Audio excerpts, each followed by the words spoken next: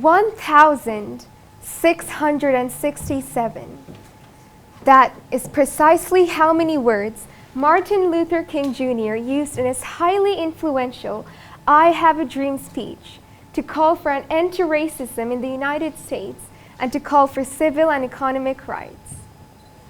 884,647. That is approximately how many words William Shakespeare's complete works consist of.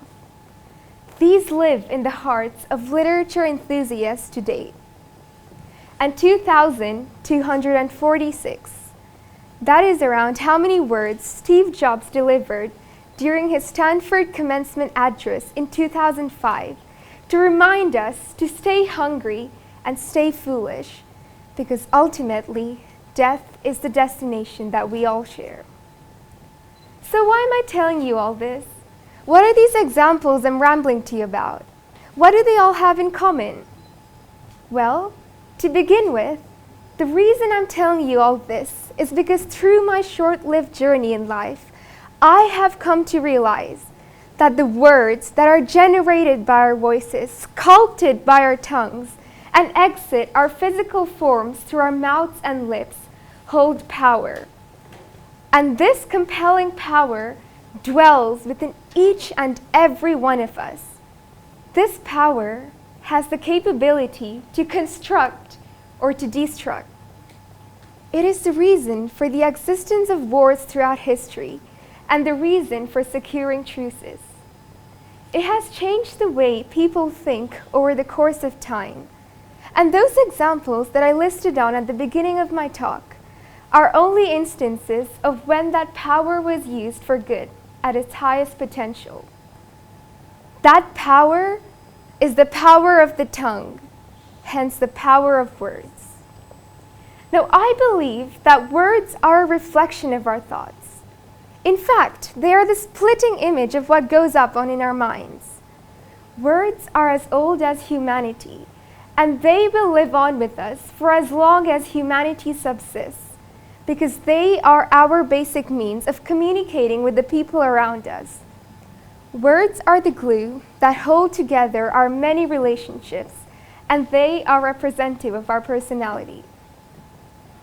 Sticks and stones may break my bones, but words will never hurt me. This is a very popular saying. In fact, it's also a song lyric. Now, I have grown up blindly believing that this proverb is completely true, only to gather that being human, it is only applicable on a more physical and tangible level. Other than that, we are entirely vulnerable to the words delivered to us. They have the power to make or break us, and we are at their mercy. Now, I'm going to tell you what happens to me every time the day before a big exam. I stress out. My mind gets completely deranged, and I lose my ability to think straight. And what I often do to calm down my nerves is either express my feelings of anticipation to a close individual or grab my computer and watch a video uploaded by my favorite YouTuber. It never fails to put me at ease. So there you have it, a genuine instance of when words have had the power to relieve. Human interaction in the form of spoken words helps me regain my composure whenever I'm agitated. So now that I've shared a little example about how words have the power to console and provide comfort, I'd like to see a show of hands of how many of you in the audience indulge in a book or magazine to rewind and escape the downs and turns of life. Who grabs a book when life knocks you down? Okay, so most of us do. Words really do have the power to mend and heal, don't they? Now, to wrap up my talk, I'm going to leave you with a piece of advice. That would be to watch your tongue.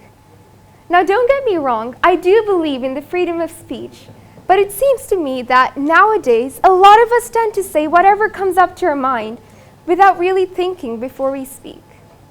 So what I'd like for all of us to do is remember the acronym of the word think when I say think before you speak. It is a series of questions that we must ask ourselves before we use our tongue. Firstly, the letter T. Is it true? Then the letter H. Is it helpful? The letter I. Is it inspiring? Then the letter N. Is it necessary? And finally, the letter K. Is it kind? So if what we want to say complies with this criteria, then we can definitely say it. Lastly, on a final note, I'm going to suggest you to beware of your tongue, because that small and flexible muscular organ that lies on the floor of our mouths has great power. It is the tool that we use to mold the words that we speak. And these words are free, but depending on the way that we choose to exude the power of our tongues, those words may cost us. Therefore, it is important to realize the power of our tongues. Over to you.